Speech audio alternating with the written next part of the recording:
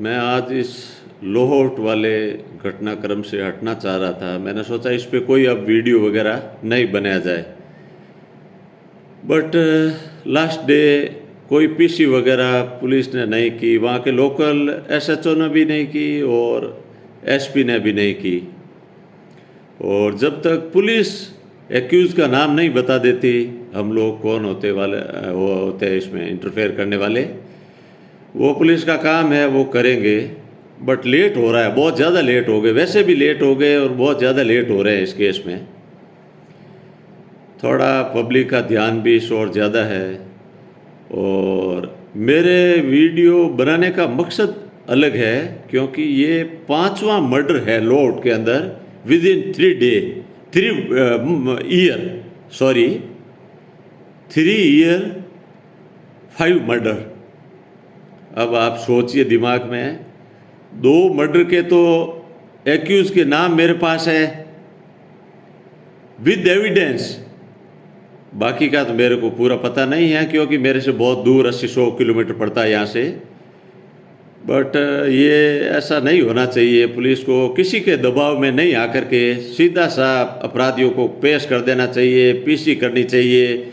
वहाँ के एसपी साहब को पीसी करके बता देना चाहिए कि भाई ये इस केस में मुजरिम है, ये कॉन्स्पिरेटर है। एकदम से क्लियर हो जाता पूरा मैटर, तो कोई लोगों के मन में कोई शंका, ऐसी कोई भावना नहीं रहती। अब मुझे ऐसा लग रहा है कि ये केस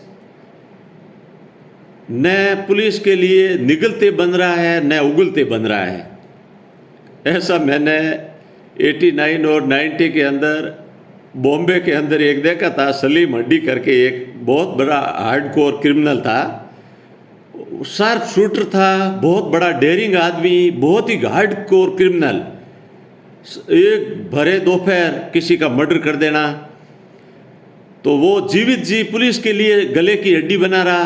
हड्डी उसको इसलिए बोलते थे क्योंकि उसका वजन ही 42 kg था और उसके गले की ये हड्डी बहुत बड़ी थी थोड़ी, इसलिए उसको सलीम हड्डी बोलते थे। उसका निकनेम था सलीम हड्डी। सॉरी, मैं बीच में घुस रहा हूँ ऐसे ही। मैं वहाँ कोई शराब ये कंपनी में मनी कलेक्शन का काम कर रहा था उस टाइम, और उस टाइम भी ये 1.5 करोड़ 2 करोड़ 1 करोड़ रुपये टोटल कलेक्शन मेरे पास। साथ में एक पूनिया, नरेंद्र पूनिया ऐसा था भाई सांचौर का, वो फिर क्रिमिनल लाइन में घुस गया। डी कंपनी ने उसका मर्डर कर दिया। वो बॉम्बे हाई कोर्ट की सीढ़ियों से नीचे उतर रहा था, तब उसका मर्डर कर दिया। वो अलग मैटर है पूरा पूरा। आपने ये देखा होगा, शराब की दुकानों के ऊपर लिखा हुआ होता है विदेशी शराब की दुकान। अब उसके अंदर कोई विदेशी शराब थोड़ी होती है, वो IMFL होता है, इंडियन मेड फॉरेन लिकर। जो तेज़ाब है वो विदेश से आयातित होता है, बाकी ये शराब इंडिया के अंदर ही बनती है। कुछ लोगों को ये चीज़ें नहीं पता होती है, पर अभी थोड़ी जागरूकता आई है लोगों के अंदर। और उस पुलिस ने जिस व्यक्ति उसका सलीम का एनकाउंटर किया, उसमें भी ये अब तक 56, आपने एक फिल्म देखी होगी अब तक 56, दया नायक और प्रदीप शर्मा उनमें थे। तो वो फिल्म पूरी झूठी है, उस फिल्म में सच्चाई नहीं बताई गई है। जो दादर फूल मार्केट वाला सीन है वही एक्चुअल है। वो उस काली एक पे फिल्माया गया है, जो कालिया वो भी एक मोमडन था और बहुत ही हार्डकोर क्रिमिनल, फिजिक्स बहुत तगड़ा फिजिक्स, जो दया नायक से उलझ पड़ा था, सड़क पे लिपट रहे थे आपस में एक दूसरे पे।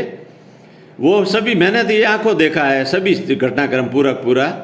और वहाँ पुलिस कमिश्नर थे मिस्टर जूलियो रोबेरो, वो हमेशा पीसी में, और ये बोलते थे bigger the goon biggest the covert. जितना बड़ा अपराधी होगा उतना ही बड़ा डरपोक होगा। ये एक हमेशा आप सोच के समझ, दिमाग माइंड में रख लो। ये किसी से डरने वरने वाली ऐसी कोई बात नहीं है। फिर मैं आ जाता हूँ, जैसे आप समझते हो कि हम पुलिस वाले सब कुछ है। अब उस केस में जो आईओ है उसको बाद में पता चलेगा, 2-4 साल बाद में, कि मैंने क्या गलत किया और क्या सही किया। जैसे मैं आपको एक उदाहरण के तौर पे समझा दूँ, हमने हमारे यहाँ के एक MLA 2-3 बार कंटिन्यू जीत के आ रहे हैं एक पार्टी से, उनको मंत्री नहीं बनाया गया। एक व्यक्ति एक बार जीत के आया, उसको मिनिस्टर बना दिया गया। अब इसके पीछे क्या लॉजिक है मेरे को पूरा पता है, मेरे लैपटॉप में दर्ज है विद एविडेंस। अब ये आप लोग ये मत समझना पुलिस और पुलिस की इंटेलिजेंस, इसके अलावा भी और बहुत लोग होते हैं जो इस देश को बनाने में बराबर के भागीदार होते हैं। जो बहुत अच्छे लेवल के आदमी होते हैं, ऐसा नहीं है कि वो लल्लू पंजू और ऐसा कुछ गलत बयानबाजी या कुछ कर दें। उस टाइम एक मैम ये जो पुराने घटनाक्रम हुए थे फलोदी में, लोट में, उस टाइम एक मैम फलोदी की एसपी थी और मिस्टर परीक्षित सिंह चंपावत, शायद अब मुझे पूरा याद तो नहीं है, मेरे लैपटॉप में है वो दर्ज पूरा, वो उस टाइम एसएचओ थे वहाँ पे।